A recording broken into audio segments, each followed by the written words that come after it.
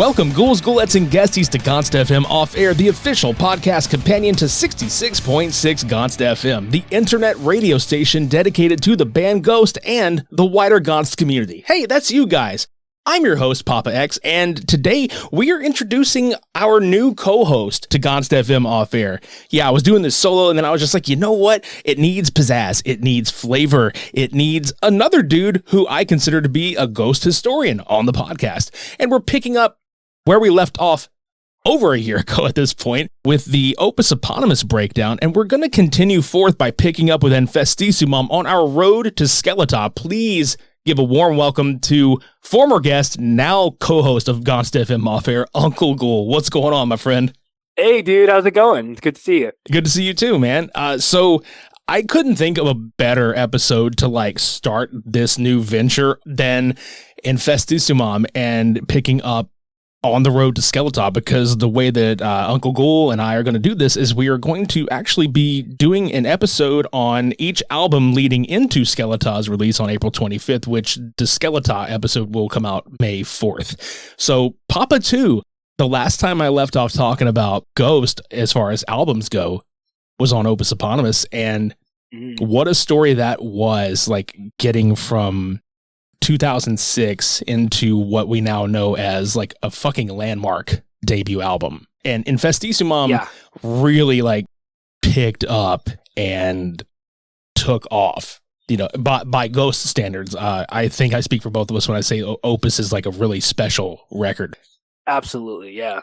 But Infestissumam, my God, what a follow-up. Like there was no sophomore slump here, in my opinion. No, and I agree. And I know that some people have criticisms of it and stuff, but it's a very nostalgic album, especially for me, because it was the first new album for Ghost that I got to experience as a fan. When I first found Ghost, it was just Opus, and it was just this great, almost mysterious record that was hailed by the metal community. And then it was all of a sudden, there's a new album coming out and a new Papa, and there was the whole promotion and everything. And it was just everything we're experiencing now, experiencing it for the first time, it was phenomenal. And the album is always going to be very, very special to me. I remember I found Ghost in general from a record store sharing Secular Haze, a local record store that's no longer there, which speaks to how long ago this was, I guess now. But they shared that there was this new song coming and that there was a website that you could go to and you could click on a candle and hear a little bit of the song, like isolated instruments. And that was such, I was a big Kiss fan. The marketing and the mystique and all of that drew me in immediately. And just that little bit of snippet of the song, I think it was just like a bass and then a keyboard. And it made me go back and listen to Opus. And I was just immediately drawn in. And I think at that point, if I remember correctly, they had already unveiled, or maybe they were just about to unveil Papa 2. But regardless, it happened soon after. And the funny thing about the Secular Haze is most people may have noticed a difference between the single that had gotten released and the actual album cut once Infestissumam had its release. And that's because there was a different mix for this album. And that's not the mix that we started with as far as the Secular Haze single had come out. In fact, the entire album got an overhaul with the mixing. And that was like a call from Universal at the time. Yeah. And I know a lot of people, myself included, to some degree prefer that original mix that you can hear. Same. It's very different in a way, but it's almost, I don't know, it feels like there's less almost clipping that you hear sometimes on some. Yeah, because I feel like that was around the time, and you know exactly what I'm talking about with this. That feels like it was around the time of the loudness wars that were happening with a lot of the albums getting released, because metalcore was big, and dude, it was this big overblown bass drum pushed forward, so everything is clipping for the sake of filling space almost, Yep. I remember two albums in particular that fit that for me, and it's kind of a time capsule with that era. I remember Metallica's Death Magnetic was one of those albums, and Black Gives Way to Blue by Alice in Chains was the other one. Yeah, there was definitely a sound to that era where the second Ghost album, of course, is more produced than Opus Eponymous, obviously, but some people think it's overproduced, the second album. That's a discussion to have, but it's interesting to see that production evolution too. Where it's like you can tell that they got the budget now and that Universal money to do something that is in the standard of albums coming out in that time, right? Yeah, because I remember Tobias mentioned something about like he actually does not prefer the mix that came out, like the one we all know, that he does not prefer that one. And the original mix from Niels Nilsson and Simon, I believe, are the two that worked on the original cut of that. Yeah, absolutely. And I can understand that a lot, Yeah, I've always gotten the vibe to some degree that he wasn't happy with this album. Maybe not the songs, but just how it came out and just everything, the controversies of the issues with recording and all of this, and that just the kind of experience was kind of sour for him.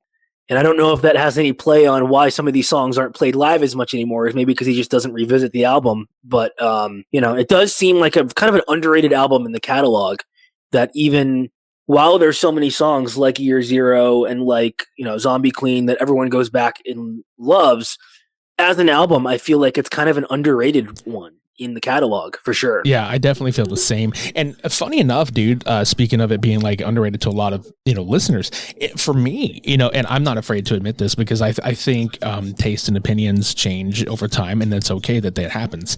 So admittedly, Infestissumam used to be extremely low as far as like where I would place my albums with Ghost, and Opus has always like kind of been up top for me. And here recently, as in like the last year or so, Infestissumam is like right up there, like under Opus for me.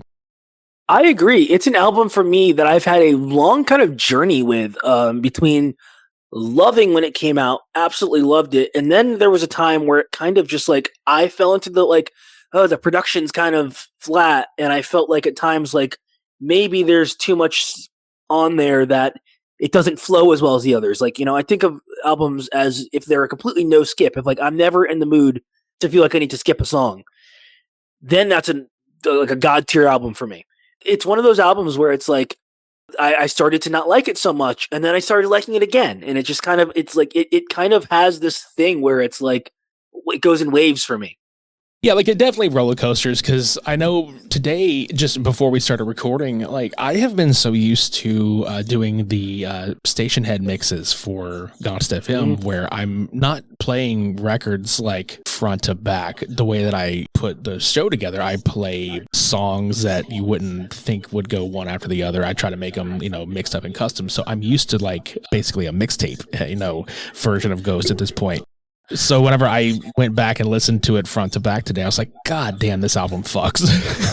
Yeah, I feel that because shockingly, I love Ghost, but I don't listen to Ghost these days anyways, as much as I used to, as much as I watch live concerts more. I've always been a huge fan of the live show and the spectacles. Not to say that I don't like the album at all, or don't listen to them, but it's like I've heard those albums so many times over the past decade that often the songs that I hear most of these albums are the ones that they still play live, or that they played live. I'll watch a video from that, of a ritual from that era, right? As opposed to sitting down and listening to the album. The only time I really listen to the albums is when I'm in my car or if I'm going on a walk or doing something. So for me, that kind of mixtape vibe, it's more so how they are live, is more so what I'm familiar with sometimes. And then I'll listen back to the album and be like, oh, that's very different than. It's so good, man, from start to finish. Infestissumam is definitely a vibe. And it's crazy because, like, the song structure on some of these have a lot of similarities, obviously, with Opus. But you can listen to each record, like, from Opus to Infestissumam, and hell, even Infestissumam into Meliora, which we'll get into next week. It's Ghost, but nothing sounds alike. Like, there's just enough similarities where this is Ghost, but then there's a lot of differences in the songwriting and the structure where it's like, okay, because like Zombie Queen, for instance, has like a real 60s like surfer rock vibe to it. Yeah, there's a vibe on this album which is like experimentation, and it almost feels like a new band. It feels like the same band doing a different style, they've taken what they've learned on the first record and what works, and each album is an evolution of like, okay, this worked really well. Let's keep these elements. This didn't maybe work so well. Let's see what we can do. But they brought the overall vibe, I think, up, and presentation up, but in a way that's kind of rather than expanding up, it almost feels like it expanded out, you know? Like it's kind of a much more lush orchestration on the album, and the songwriting is more progressive, and I get very like 70s progressive rock vibes and, you know, Beach Boys like moments like on the first record, but just very like 60s, 70s art pop, art rock, you know, like almost like Pet Sounds Beach Boys type, just experimental levels. Yeah, and then the guitar is so big on it too, which a lot of folks would say like, oh man, no, the guitars are big on Opus, and it's like, dude, Opus, they recorded with like a guitar. Like they had a Gibson SG that they recorded on. In fact, I think it's the same SG that he played on in Repugnant.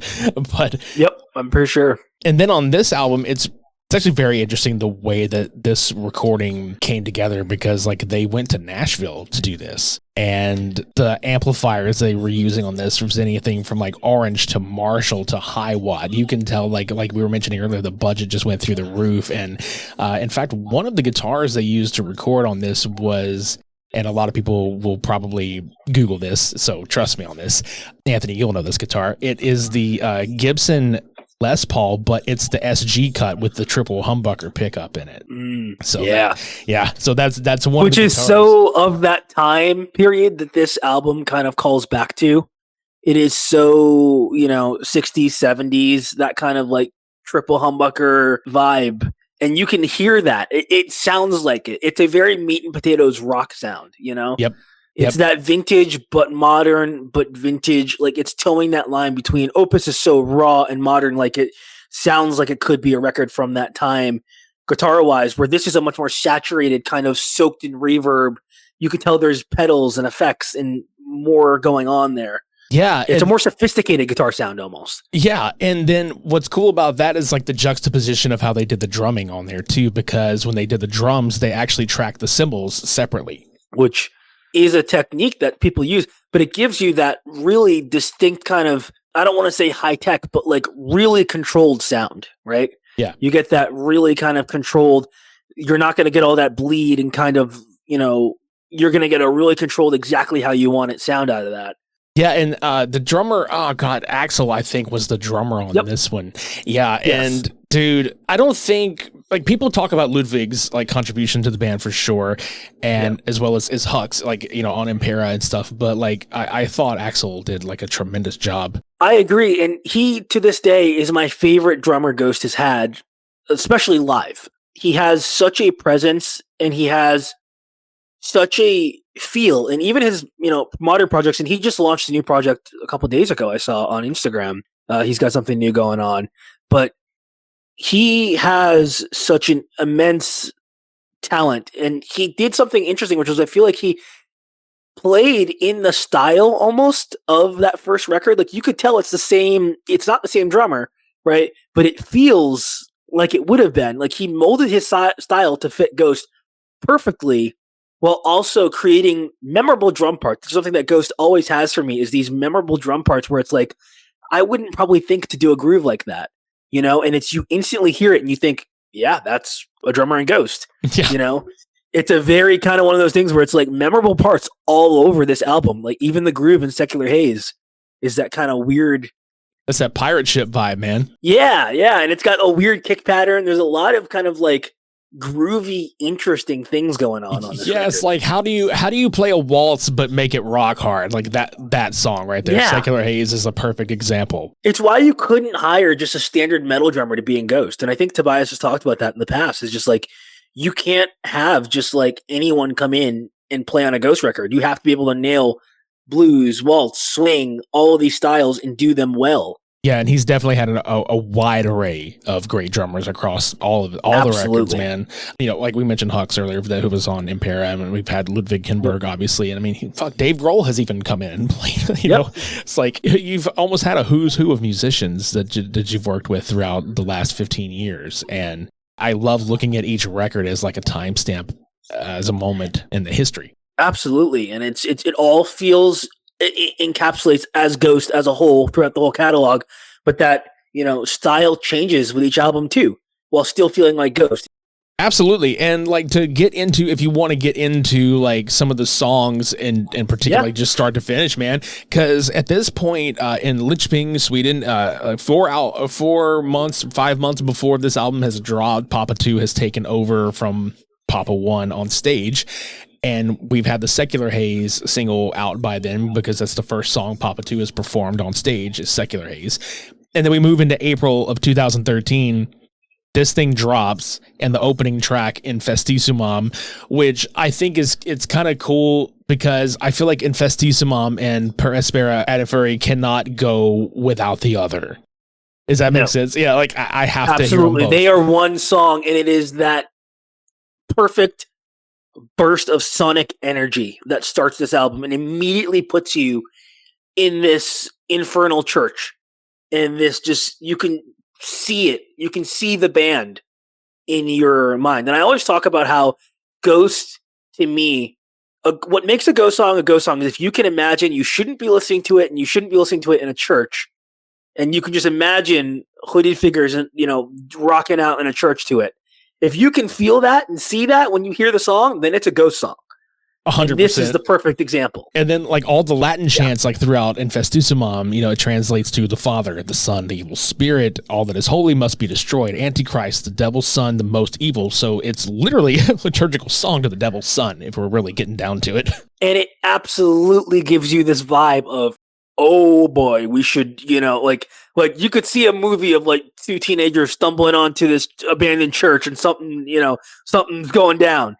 It's just instantly, and this driving beat, with these just, it's like, it has that vibe, of classics. Like instrumentally could probably be on Opus, like almost Genesis a little bit with that kind of just driving, Yeah, because it's almost it's the same waltz, kind of like triplet waltz beat, but at the same time, obviously like different tempos, but like, it feels like, listening to them back to back, it goes right out of that right into Infestissumam, and it's a perfect bridge to get back into it. And it's hilarious you mentioned like, oh, these, like maybe two teenagers stumble and they're not supposed to be there. I feel like that's exactly how I described the Live Evil performance, because everybody that's watched this either has seen the one where it's the whole front of the stage, or the one that most of us have seen where it's the one little hand cam dude in the crowd looking up at the stage. And that particular one is the one that I've watched the most because it feels grimy. It feels wrong. You know what I mean? Yeah. There's a theatricality and a almost cinematography vibe to the opening of this album. And to this album as a whole, it's just like, it immediately paints to me like I can see hellfire. Like I can just immediately tell. I can smell the incense as I hear this. Yeah. And I can just, it's just one of the best, if not the best album openers, in my opinion, in the catalog. It is my wife's favorite Ghost song. It is just, this whole opening is perfect. And it paints a perfect picture that immediately makes me think, all right, I'm buckled in. And it perfectly sets you up for the rest of the album. Yeah. And holds you there. Yeah, and if this says anything, like anybody out there listening to this or that has been listening to any iteration of GonstFM for the last 2 years, the logo is done after the Infestissumam artwork. The coloring and everything. This is probably one of the most influential eras in this band's history. Absolutely. I mean, you still see Papa 2 everywhere on everything. It's probably the most recognizable Papa, I think, that there is. Even if you're not a Ghost fan, simply because like they were really taking off at this time, and the imagery and the vibe is everyone was using it at this time, and memes and everything took off. This was really the look that they kind of came into their own and made a statement. Yeah. And then getting into Per Aspera, like from Infestissumam, the way that the song is kind of structured is like, as far as story, because like the first three albums, in my opinion, like they all have sort of a loose narrative that ties into them, like every record does. Like as we get into more of this catalog, that's going to come to light, where as far as this one, it kind of picks up where they're telling the story of the Antichrist, being born. Mm-hmm. And this is the Per Aspera is kind of like humanity still losing faith on the church, and this song is more or less an acclaim, for the Antichrist coming, calling out. Yeah. So the energy is there. That message is read loud and clear. probably one of my favorite choruses in Ghost's catalog, honestly, as far as like the sing-song bits, when you actually sing the chorus Per Aspera ad inferi. Yes. Like, that's so fun. That's a big, giant, fun sing-along. This song, to me, is one of the best examples of songwriting and the band truly nailing the vibe of Ghost. Like, this is a must listen. If you haven't heard it, it's a must listen. The whole album is, but this song especially.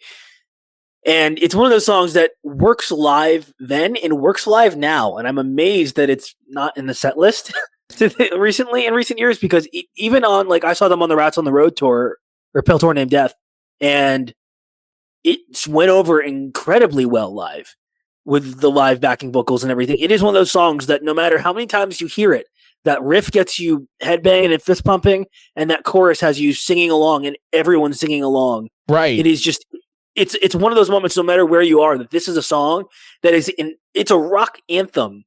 And you can really see on this album too, them starting to build bigger choruses for bigger venues. Yep. Where they'll be doing more festivals or more whatever, opening slots. But you can see these like more kind of anthemic choruses that we've come to know on later albums really start to shape here, where everything is a hooky chorus that everyone can sing. You don't have to hear the song before. The second time the chorus comes around, you know that chorus and you're ready to sing it.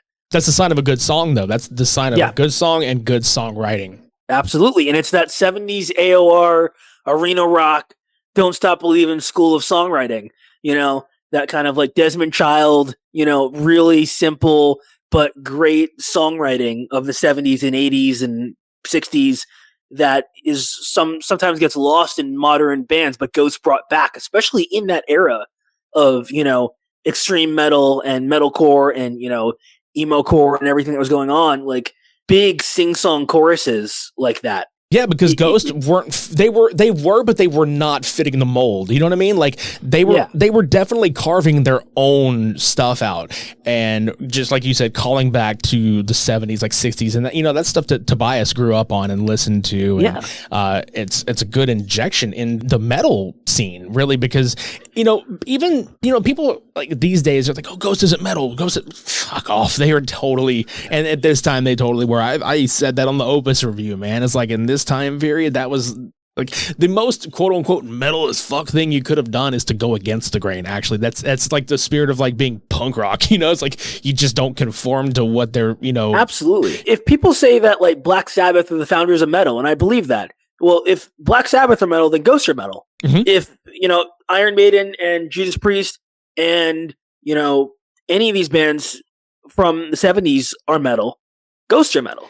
100%. Like, it's as simple as that. It's like you listen to the first Black Sabbath album, and some of those songs don't sound like what we consider to be metal today, but everyone hails it as the founders of metal. I was literally just about to say, how many Black Sabbath songs have we heard from the late 60s, early 70s where the guitar solo was blues driven?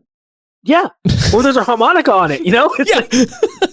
Exactly, dude. That's what I'm saying. You can't call one thing that and then say that this band who takes from that era is not. Like, fuck out of here with that.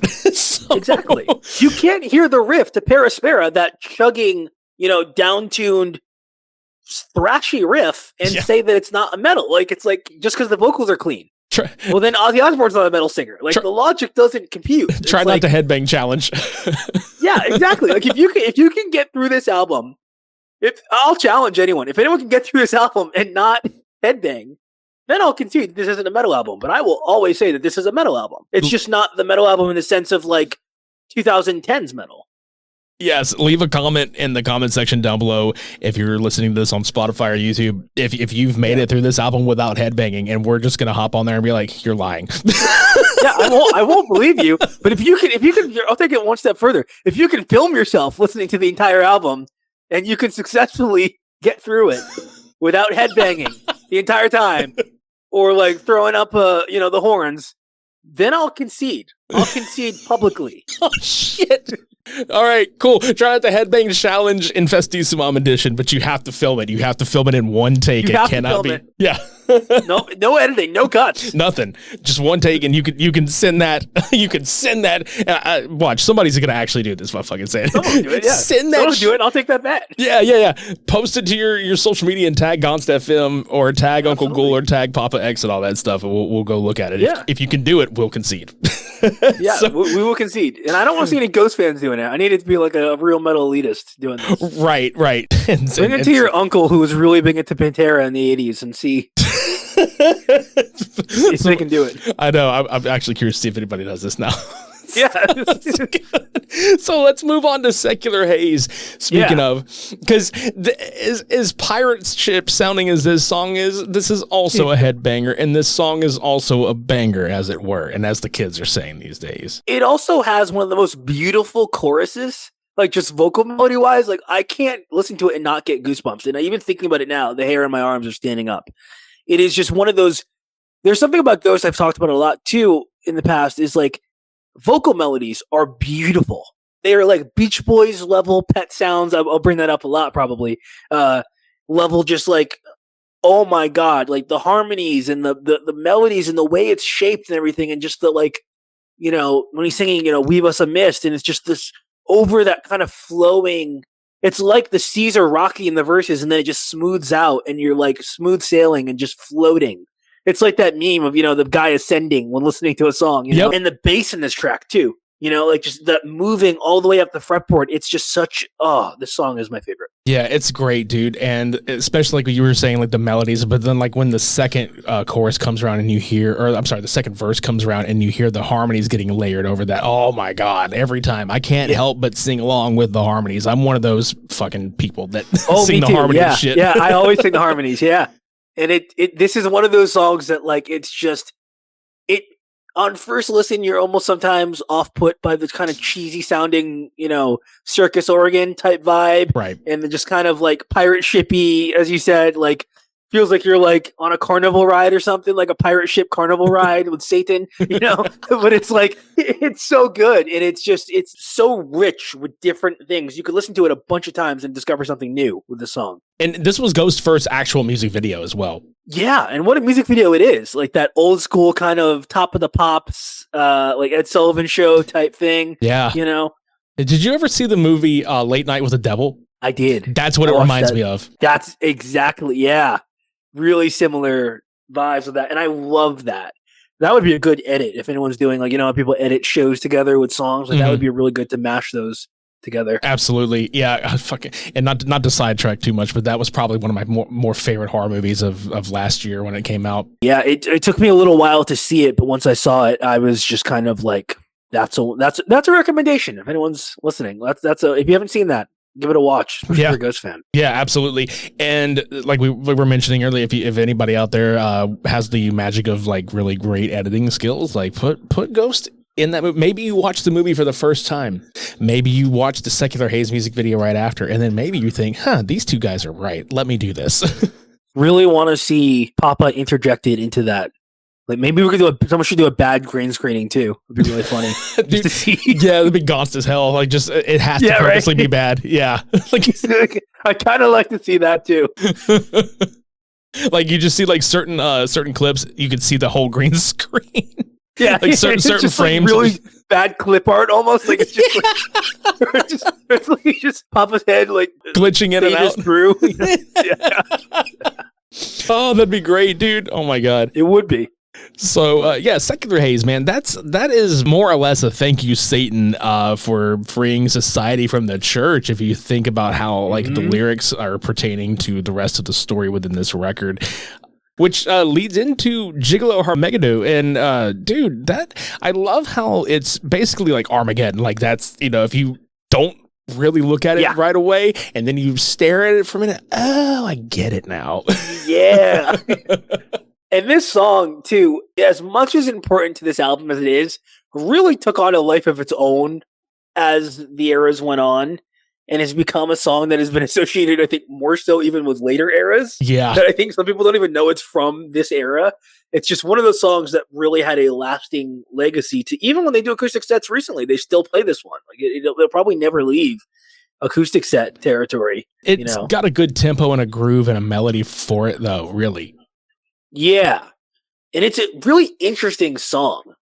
It's kind of a swing beat, Yeah. And it's kind of this, it reminds me of like a satanic, like Dean Martin or something, or like a Rat Pack type kind of that, like, just loungy, sexy, dirty, kind of like old school jazzy feel. Yeah, but I love that so much. And because it feels like up until, like, if you're listening in chronological order, like album to album, once you make it to this song, you really haven't heard something like it from Ghost at this point. No. It kind of is a song that I would argue if like I would give it to the metal elitists there, it's not a metal song. This is kind of like a pop rock 60s psychedelic rock song, and it has some really interesting passages too, right? Where there's that instrumental section before, I believe, the bridge, I guess, right? Where all those synths are happening in the choir, and it's very interesting, and it just lyrically too, this song is, has some insanely quotable lines in it, right? Yeah, and then like the drum break during that section you were talking about is a lot of fun too. Yeah. What a track as far as just instrumentally speaking, like not even like lyrically, just instrumentally speaking. What a hell of a track, man. I mean, it even starts off, with that building, drum beat and the building synth, and then you get into this kind of descending walk down, kind of like jazzy, I guess, the dun, dun, dun, dun, like it's that descending part that you almost wouldn't think it would work in the context of like a rock song or in this song. It almost reminds me almost of like 20s from Impera, where it's like that groove you wouldn't think would work in a rock context. Right. But it absolutely does, and it's kind of like, oh, that's interesting. That's cool. That works, And I love whenever they can make it work. And it doesn't even feel like they're making it work. Like it's very natural. No. As far as Ghost goes, it's very natural because I feel like there isn't really a genre that Ghost could like pull out of their bag of tricks where I would be like, that's different, like in a bad way, Yeah, they make it all sound, even if it is a different genre or different inspirations, it all sounds like them. It sounds like the same band. It doesn't sound like a different band came in for this track and, Papa's just singing on it. It sounds like Ghost. Yeah. Trying their hand at something else that inspired them. And like to come out of that track into Ghuleh Zombie Queen, it's literally like a whiplash from one vibe to another, because what you think you're about to get is like a real like slow, somber ballad, I guess, and then it just kicks into this like real surf rock kind of feel.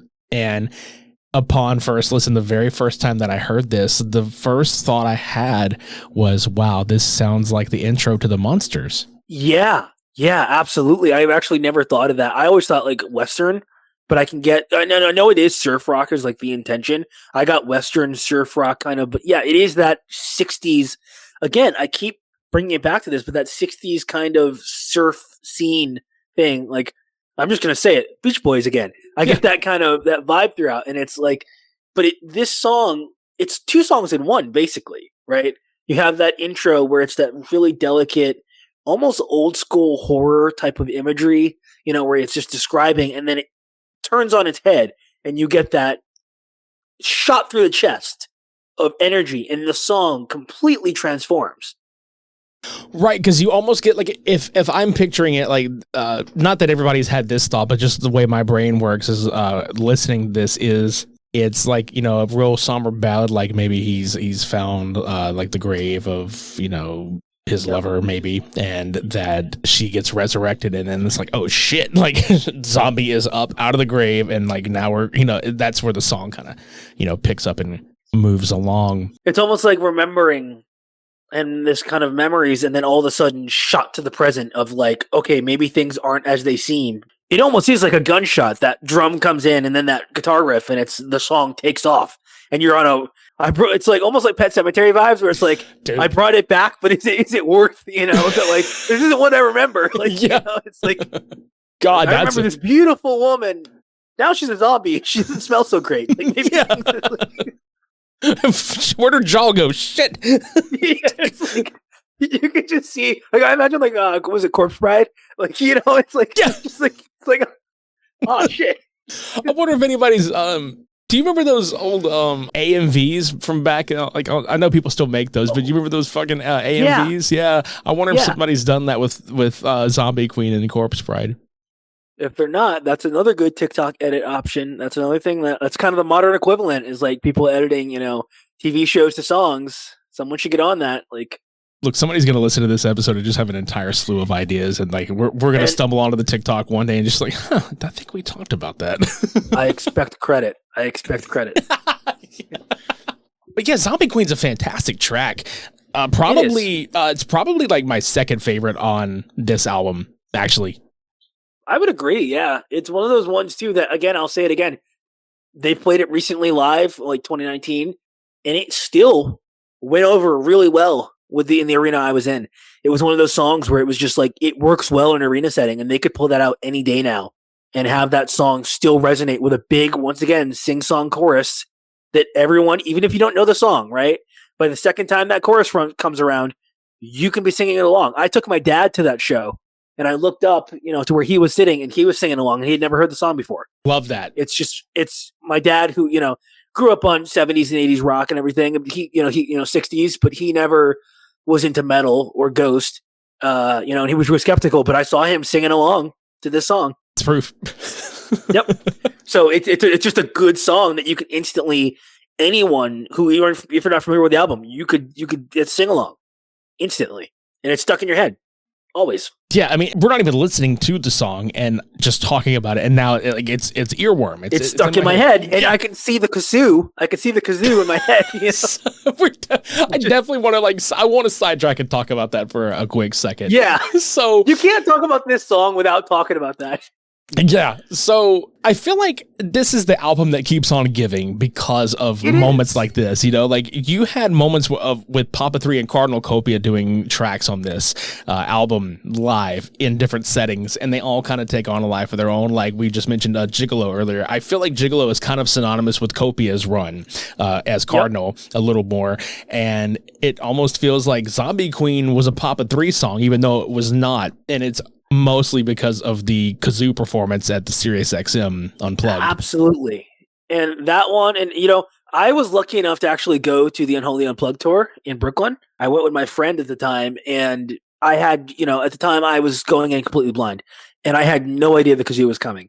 I had no clue, and I could not express to you when he pulled out this brown paper bag and had a kazoo in it, how just flabbergasted I was in that crowd, in this like hot room full of like people waiting, to see Ghost, and they only played 3 songs, but that was one of them. And he pulled out the kazoo, and like, it was just one of those things where it was just utter disbelief from everyone in the room. Was it like a reaction of where you were just like, is he serious or is he trolling us or is he doing both? Yeah, it was kind of like, but mind you too, this was his, like, with Papa 3, not to get too sidetracked, but it was with the first tour. So it was like, we did not know him. It's as much as people know Papa 5 Perpetua now. Like, right. We knew nothing of this guy, and we were expecting this like dark Papa 2-esque figure, and he made 3 Your Mama jokes and like instantly pulled out a kazoo. And it was just like absolutely like shocking at the time. Perfect. Just perfect. Yep. Oh God, perfect. No notes. It was great. Like, I think some people were like kind of turned off, but now it's like, that's the thing that I can always say that I'm like, flex my card a little bit, is like, yeah, I got to see the kazoo in person. Like, and that is a huge piece of like band history now. Yeah, we would have had no clue then. It's like, we would have had no idea. It was just a silly little thing that it was like, oh, like I thought that the backing track was broken or something, or like they were missing a member or something. It's like, shit, I got to make it for it somehow. And then he goes on the Sirius XM performance, and I'm just pulling a number out of my ass. I don't really know. Yeah. Dude probably has like a fucking $150 mic stand right there, or like just for this kazoo to be sitting on. Yeah, and I think the kazoo in specific too, like not to get too far off track, but I think it is one you can still buy at Guitar Center. Like, I think it is. Yeah.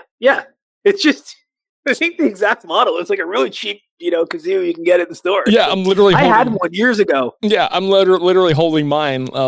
Shout out to my buddy Adam. Sent me a kazoo with a piece of merchandise that he sent to my house, and I opened that and I was just like, oh, this is perfect. It's going right here in the collection plate.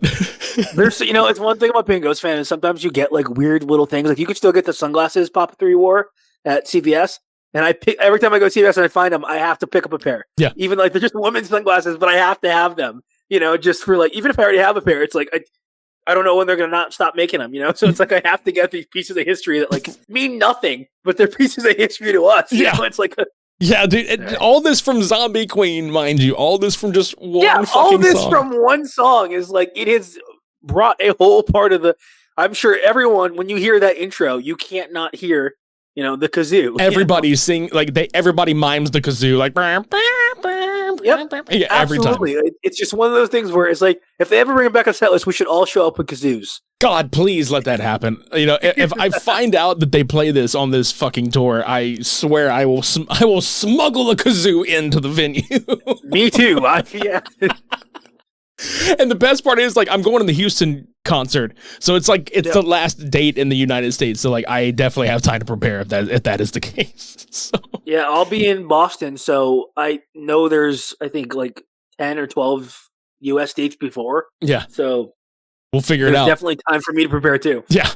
But moving on from Ghuleh Zombie Queen into Year Zero, which to this day is still the track from Infestissumam that's played live. And it's kind of wild that we were talking earlier about how maybe there's a bad taste in why he doesn't maybe play many more of these songs live as of 2021 onward.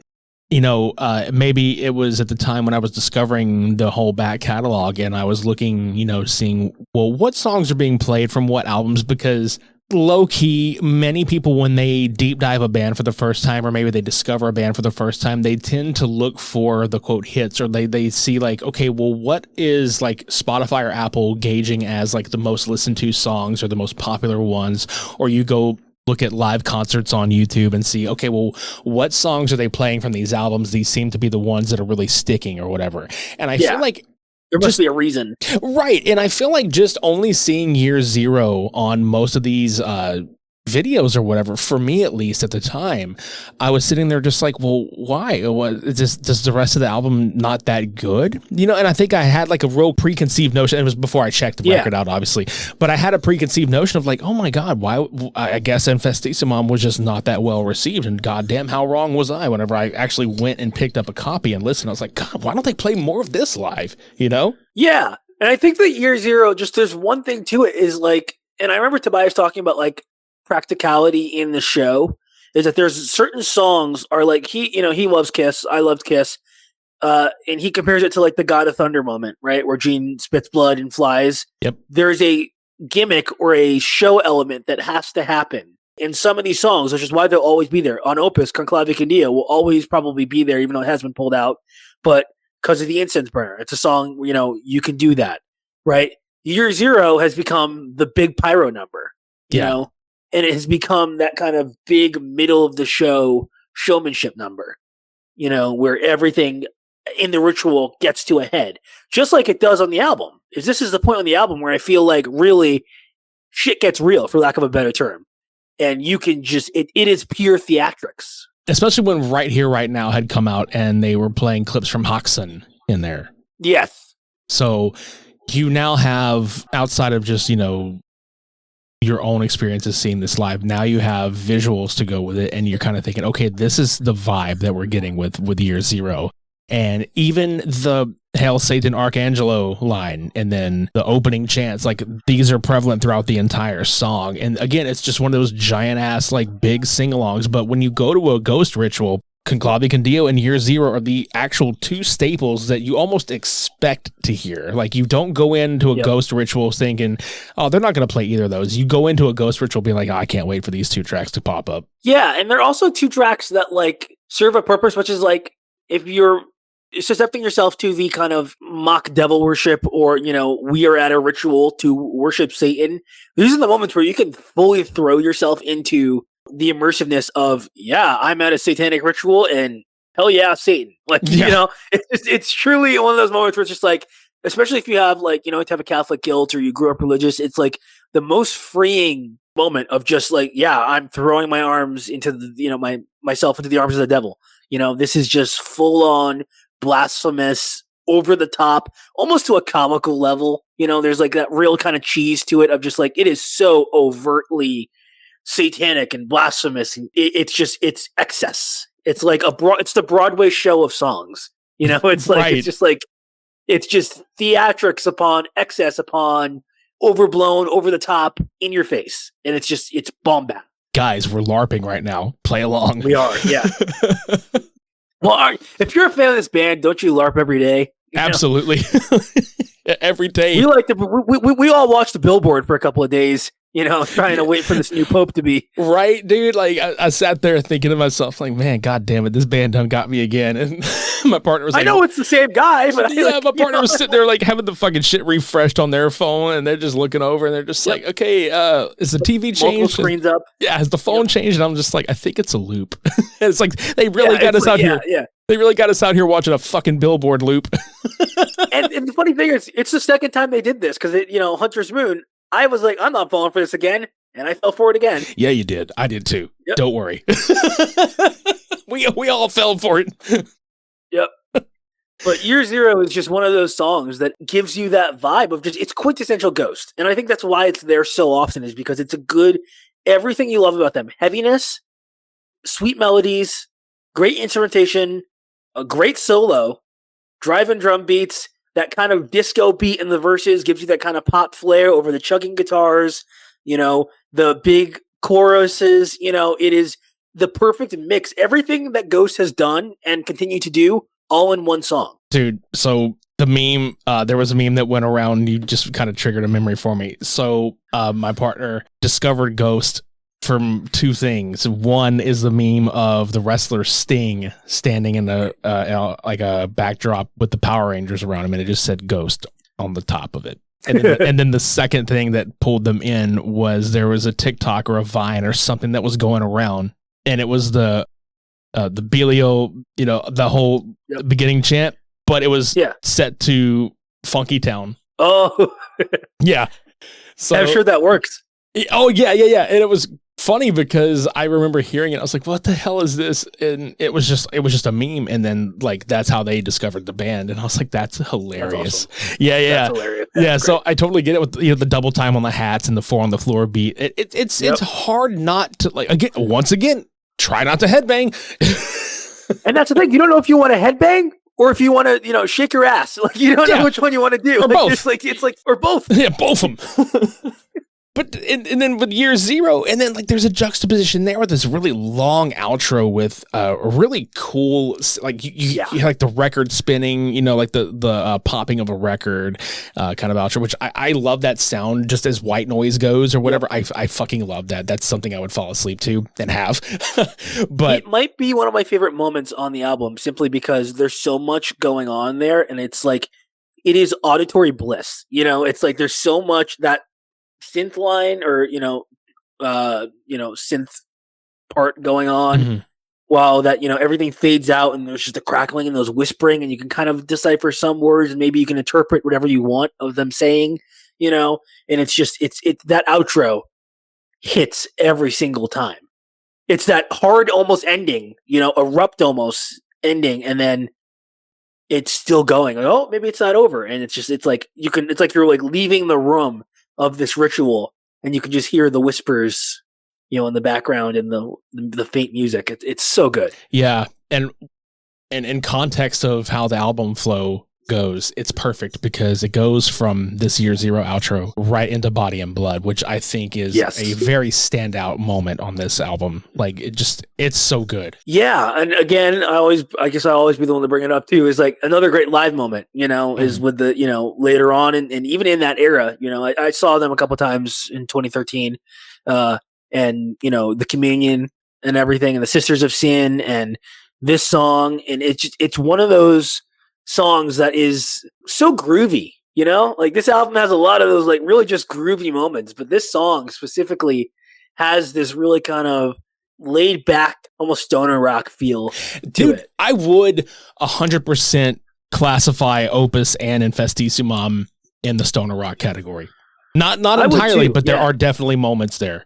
And there's a lot of like psych rock stuff in there too. Like I can hear some like, especially in the song like 13th Elevators or like even Rocky Erickson's solo stuff. Yeah. Or, other bands from that time period or garage rock type stuff where it's that kind of like just raw guitar with a driving groove, and it's just, this song is just such a laid back, mid tempo, almost like groovy song. And you're like, you could almost forget the lyrics and be like, yeah, man, I can just groove out to this. Anyone could. And then you listen to the lyrics and it's, the most blasphemous shit. And it's like, oh wow, like there's a story happening here that like don't ignore the lyrics on this one. It's and especially with how Ghost is presented, like obviously like a satanic clergy with this song. Dare I say, Body and Blood may actually be the most blasphemous track on this album, following Year Zero. Believe it or not, I would agree, and possibly even in the whole catalog. I mean, of course, you have Conclave Candia, which is pretty hard to top in some ways, but It's one of those songs where it's just like,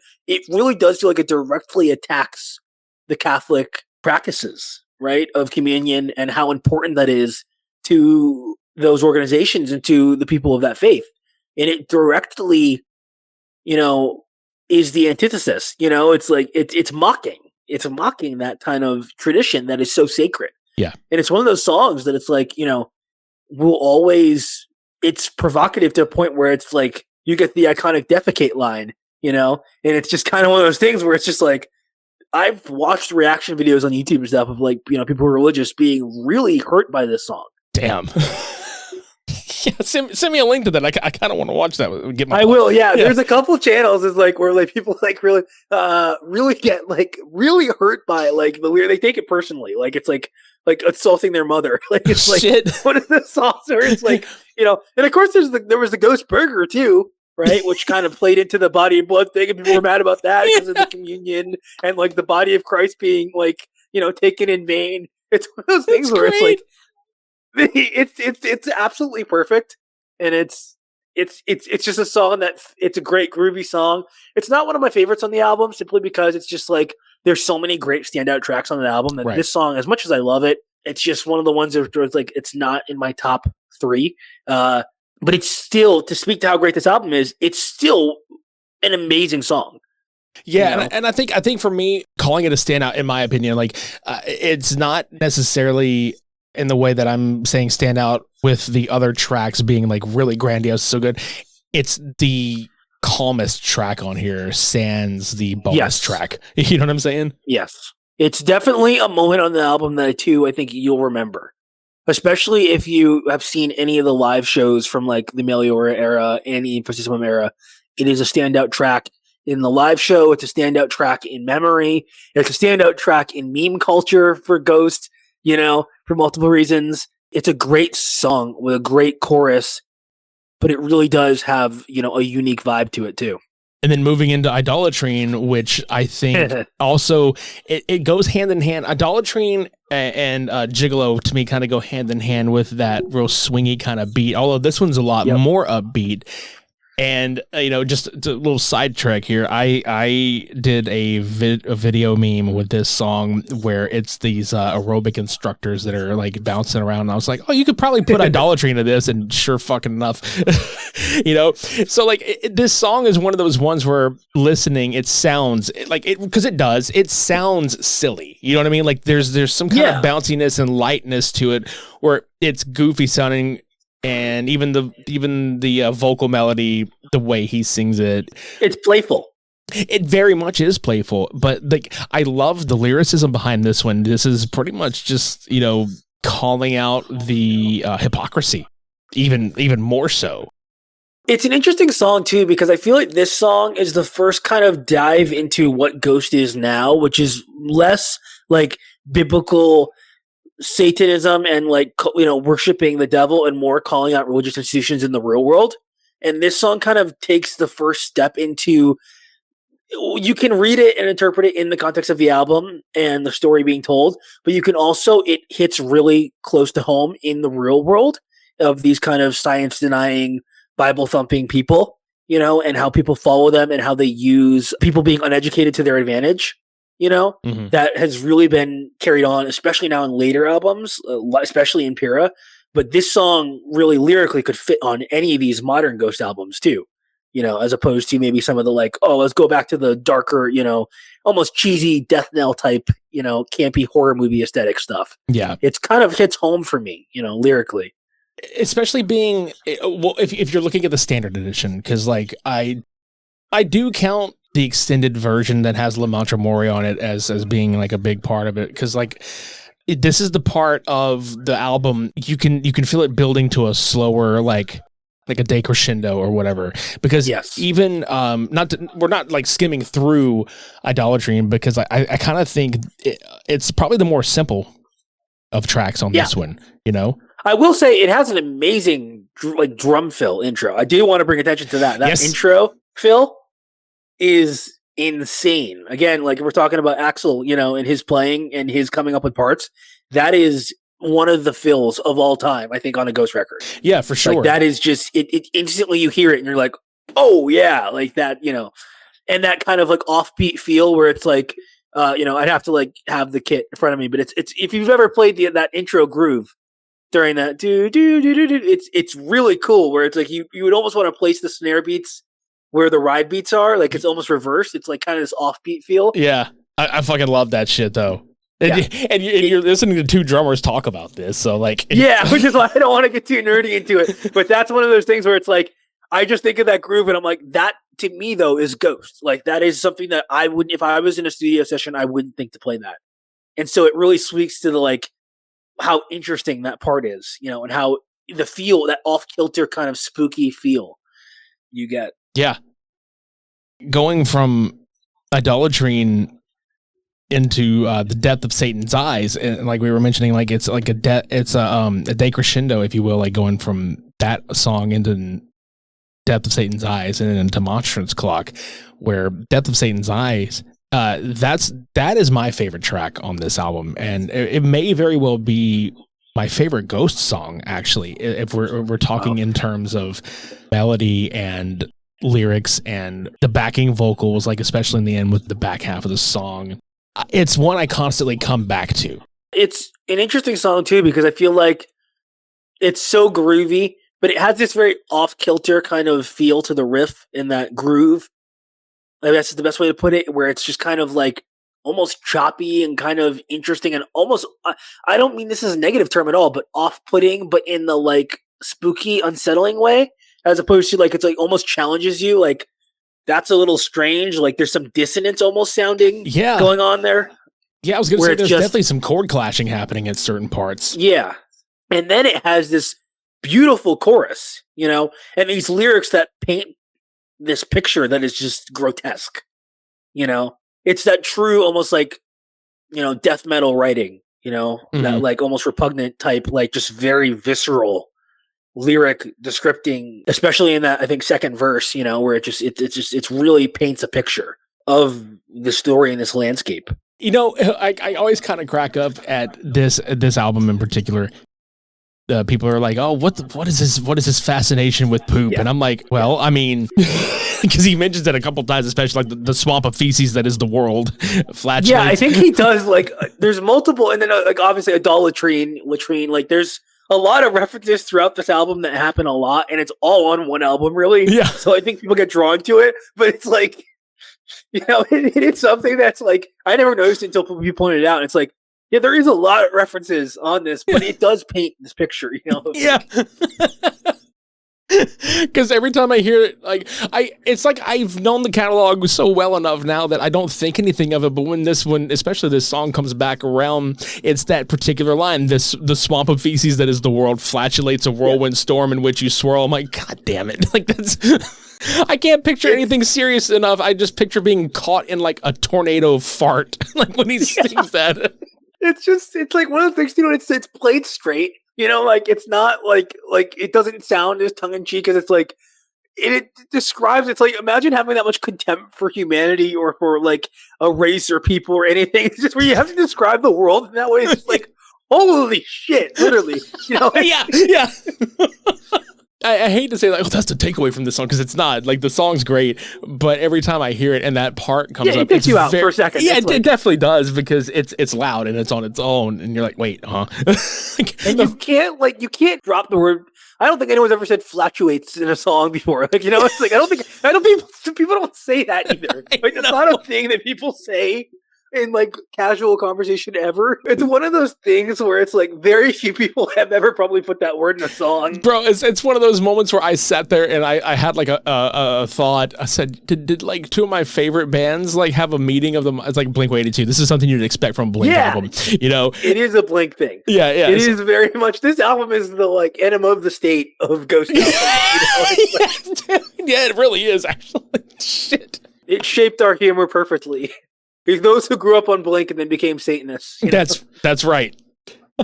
Good, but goddamn, what a penultimate track! Like if you're going by the standard track listing of this, what a penultimate track and leading into Monsters Caught. Because I love the fade out on Death of Satan's Eyes, where it just keeps going and going, and I love songs that fade out for that reason, where it's just like God, this, especially with like a set of ghouls, undead people playing this song. It's like, oh no, they're dead. They could actually probably still be playing this 12 years later. They just never stopped rolling. Well, they did stop rolling, but the band's just still fucking playing it. So absolutely. And then you go into Monstran's Clock, which is like one of those songs that, for a song that doesn't get played live anymore, it is still has the fandom in a chokehold and always will. It is the perfect, like Ritual was on Opus. It is the perfect ritual song. It's that song where it's like, yeah, that's just pure musical imagery, right? It immediately brings you to this retro kind of like doomy vibe, and lyrically portrays almost every cliche of like pop culture Satanism that you could think of. Black candles, smoke, cloaks, nudity, lust, all of these things. It is like watching a 60s Satan horror movie in song form. And what a closer. If you pick any song from the band's era, hell, before this album came out, I think they were I don't remember what they were closing with, and I feel like kind of dumb that I'm not thinking about it right Ritual. off the bat. I was going to say it was either Ritual or Prime Mover, maybe. Yeah, I think they did back to back. They switched, but they were definitely closing with Ritual a lot because he would do that final ritual, and then he would leave the stage, and they would do that extended outro. They still do today, right? Yeah. And then Monstran's Clock kind of took they still end the main set with Ritual, at least when I saw them, and then they'd come back for an encore. Yeah, Monsters Clock's a great closer, man. Because again, the outro where you're singing "Come Together as One," and the instruments slowly leave, and it's just the organ playing the melody. And and so often I feel like in rock music and arena rock and big bands, we always end on like big high energy songs, right? Like that's kind of the like move that most people think to do. There's something interesting about it, just kind of, and more unsettling about this kind of fading out and just kind of like blissful moment, where it's kind of a more mellow closer as opposed to just a hit you over the head, which Ghost albums always do now, it feels. It's kind of their thing. Yeah, and to go from, and I guess that kind of speaks to like the times changing as far as how they present themselves live, because they went from Monsters Clock to Square Hammer as their closer. Square Hammer, yeah. But even the albums do still end with a kind of a slower track now. They all kind of, not maybe as slow as Monsters Clock, but I think Respite on Impera is definitely kind of a similar kind of slower vibe. It's more bombastic, but it's still kind of, isn't it's not a Square Hammer for sure. No, Respite and Life Eternal. Yeah. Yeah. I mean, shit. They still kind of end these albums on this kind of more mellow fade outs with a kind of mid-tempo. Yeah, it's wild, man. I think for me, Respite may very well be my favorite album closer because of I think because of the wraparound that you can do, which we'll get into that when we get to Impera. Yes, when we do. Yeah, I don't want to jump ahead, but but as far as like all the album closers, like Monstran's Clock was it for me until I heard Respite on the Spitalfields. It was absolutely really good. But if you're listening to the deluxe version of Infestissumam, which we won't get into the EP that was included on the Redux version, which I think we could probably wind up doing a series of the EPs one day, which I would love to get into. Absolutely. But I think La Mantra Mori, this might be a controversial opinion. I feel like that should have been left on. I agree. Make it a hidden track, but leave it on there. Remember, like, and you'll get this. How many of us out there, if you're listening to this, how many of us out there have had a CD player? You know, hey guys, remember CDs? Remember those fucking things? When you would put a CD on and maybe you fell asleep to it, and maybe, just maybe, you were listening to something like, I don't know, the Used Lies for the Liars, or third record, and you got woken up by some weird shit happening, or you got woken up by one of Newfound Glory's albums where they were like being creepy or some shit. And it one of my favorite examples to this day is always The Black Parade by My Chemical Romance too. Yes. Which has blood at the end there. And there's that, because that got me as a kid. I bought the CD and had no idea that was there until years later when I put it on, and I just kept it going in the background, and I was like, oh, there's another song. Oops. Yep. But yeah, that's kind of what I think La Mancha, and there's really nothing else to say about La Mancha Mori, because it's just repeating, the same thing. It's a mantra. Yeah. And it's a good one too. It's, it reminds me of how Daft Punk does, how like Daft Punk writes music and most of their songs could be repeating the same line, and it's the same way, and it's the same kind of thing. But goddamn, if it's not such an earworm, that I don't mind repeating the same line 70 something times. And it's kind of cinematic in a way where it's like, it's a song that could be in like an Eyes Wide Shut type movie or something. Yeah. Where it's very much like it's written for a movie almost, it feels like, where it's a cinematic experience, and it just puts you in the mood. And I think it works really well as kind of with the album cover too, with this, the imagery of death and everything, and just the whole theme. This song works well, and instrumentally it reminds me a little of MCC. I don't know if anyone else gets that vibe. Yeah, I was gonna say, dude, most of the songs like this one and Zenith, I feel like have that kind of vibe. Which is Zenith. Yeah, it's in that riffing and kind of, like I hear that riff and I immediately think like, oh, Martin had something to do with that. Guitar wise, because that's a very him thing to do. It's that kind of almost like picking pattern, that kind of very flowy, delicate thing. But it's such a calming track. I can see why they left it off of the initial release and then put it on the deluxe edition, because we have to have like a bonus set of songs somewhere for whatever region it's getting dropped in. But I have listened to La Mancha Mori as part of the sequential arrangement that I can't hear it any other way now. Someone on Twitter the other day hadn't, mentioned they'd never heard it. And I think it's a song that, like, if you're listening to this, this podcast, go listen to it if you haven't found it. I know it's hard to find for some people, but like, seek it out. That's a song that I think is underrated, and a lot of people who maybe became, fans later on missed out on, because it's not in a lot of playlists. It's not, it's one of those tracks where, it being a bonus track, but if you search it on YouTube, it's there, and it's a great song that shouldn't be skipped out on. Yeah, and you know what I found out the hard way, and this really sucks too, because I remembered I was doing the first New Year's Evil broadcast on the GonstFM Station Head channel, and I had La Mancha Mori built in to be the second to last track, and apparently the song is not available for streaming, I guess as far as Apple and Spotify go. It's not available to stream in the United Kingdom or like the Europe area, and I think it's on YouTube, but it's not like you can't put it on Spotify or Apple. Yeah, no, it's only, as far as I know, it's only on YouTube for like, I think European, in UK, which is really weird.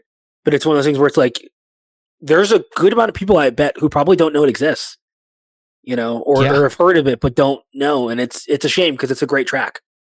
Yeah, so 100%. Like, if you can find it on YouTube, definitely go listen to it. It's you'll probably hear it and think the album is incomplete without it, which it's just my opinion that I feel like it should have been on the standard edition, but I like that. I agree that it is available if you so choose to hear it, like on the deluxe version, but.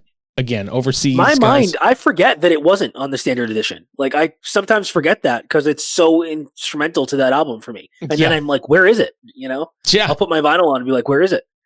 But if you had to give this album as a whole in the Ghost catalog, which I would love to do this with you on all these records, out of a 5, like where does it sit as far as like, with 5 being the absolute best, which I am a weird motherfucker that thinks there is no such thing as an actual over 5-star rating for anything. And hell, it's hard to have a perfectionist mindset with anything being a 5-star album.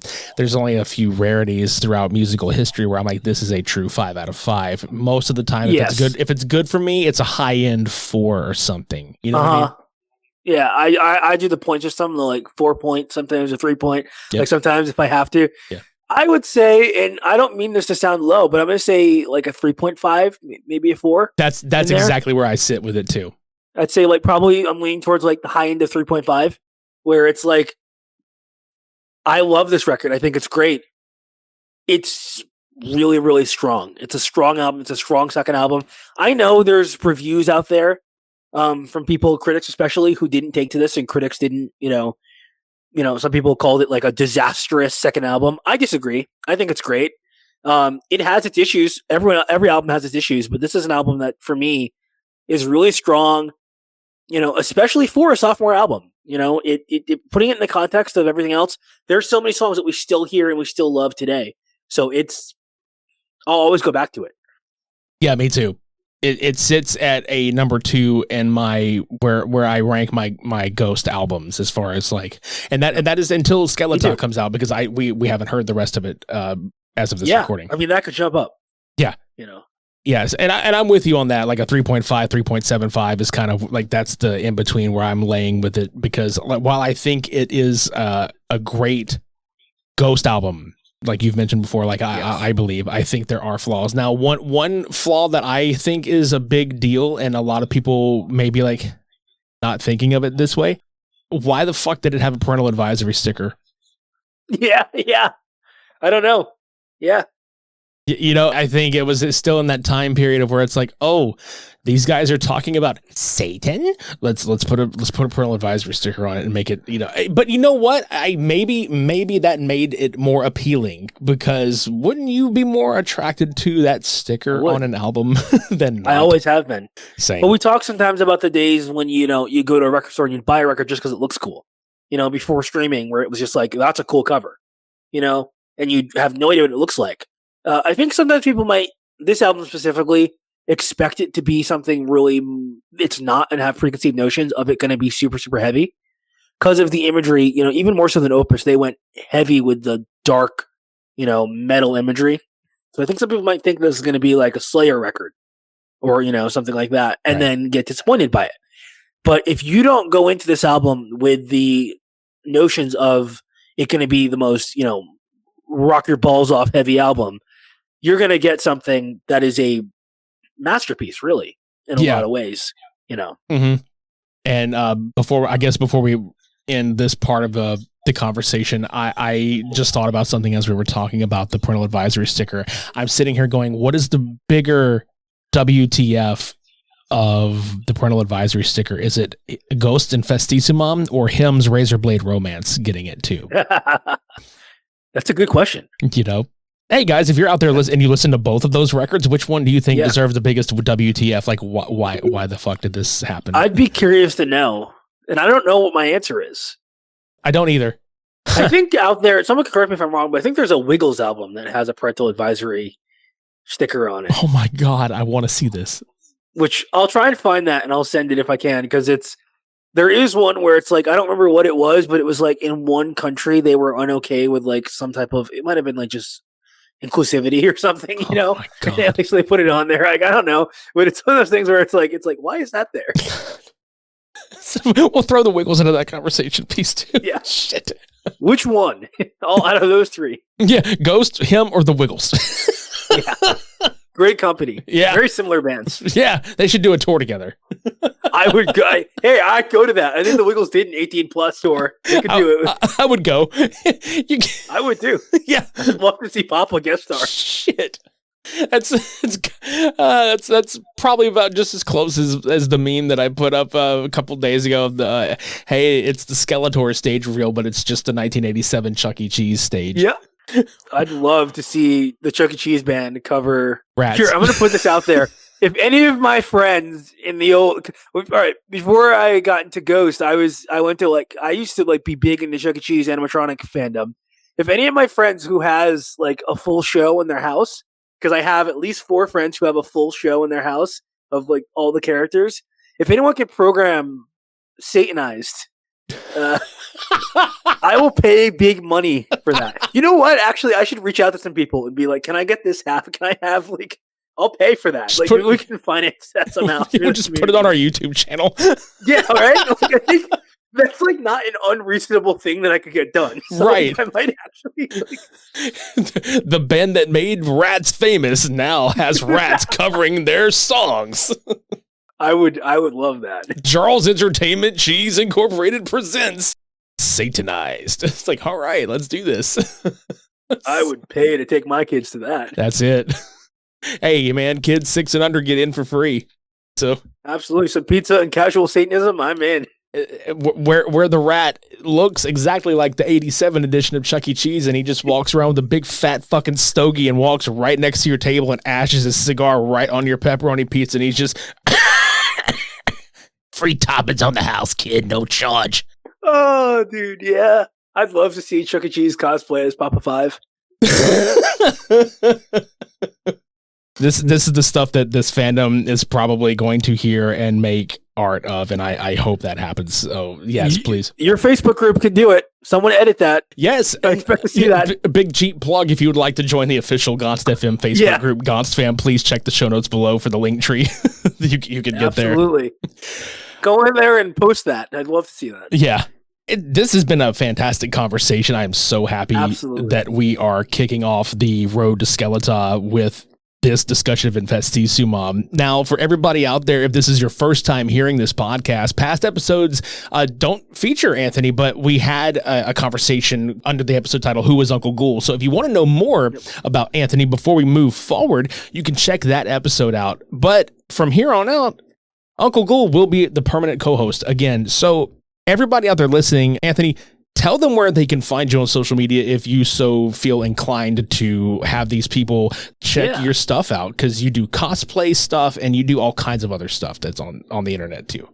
So you can find me in a lot of places, but on Twitter you can find me at Uncle Ghoul 666.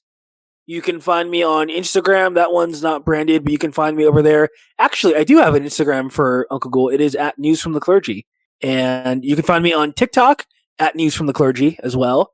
And you can find me on Facebook. I have a Facebook group for if you do cosplay that is just really like inclusive for anyone who wants to get into doing ghost cosplay or anything like that. You don't need to have a cosplay, have any experience. You don't even have to touch face paint. But that's called Ghost Cosplay, and that's on Facebook.